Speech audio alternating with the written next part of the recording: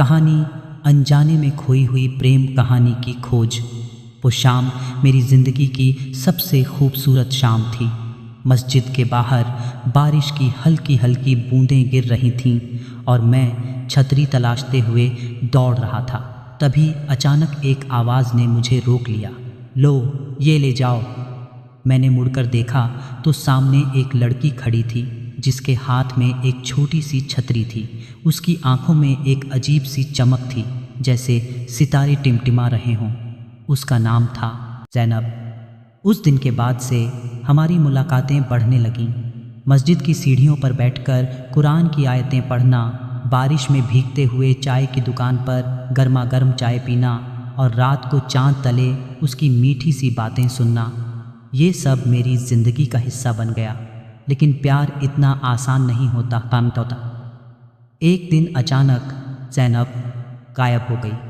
उसका phone switch on off, घर खाली, जैसे वो कभी थी ही नहीं। मैं टूट गया। उसके बारे में पूछता रहा लेकिन कोई जवाब नहीं मिला। कुछ लोगों ने कहा उसका परिवार दूसरे शहर चला गया। किसी ने कहा भूल जाओ उसे, ये रिश्ता कभी नहीं हो सकता। मगर कैसे भूलता?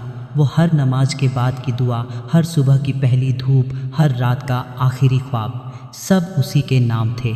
5 साल बीत गए। मैं एक बड़ा बिजनेसमैन बन चुका था, लेकिन दिल अब भी उसी बारिश वाली शाम में अटका हुआ था। एक दिन काम के सिलसिले में मुझे दूसरे शहर जाना पड़ा। वहाँ एक होटल के लॉबी में अचानक मेरी नज़र एक औरत पर पड़ी। वो ज़ैनब थी, लेकिन अब वो अकेली नहीं थी। उसके साथ एक छोटी सी बच्ची थी और उसकी उंगली में एक सुनहरी अंगूठी चमक रही थी। मेरी सांसें थम गईं।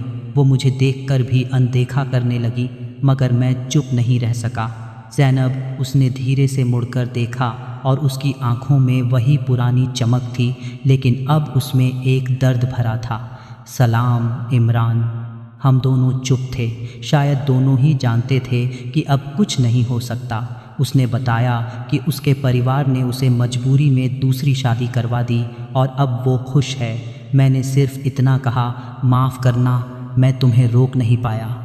आज भी जब बारिश होती है मैं उस छतरी को याद कर लेता हूँ। शायद प्यार हमेशा पूरा नहीं होता, कभी कभी वो सिर्फ एक याद बनकर रह जाता है।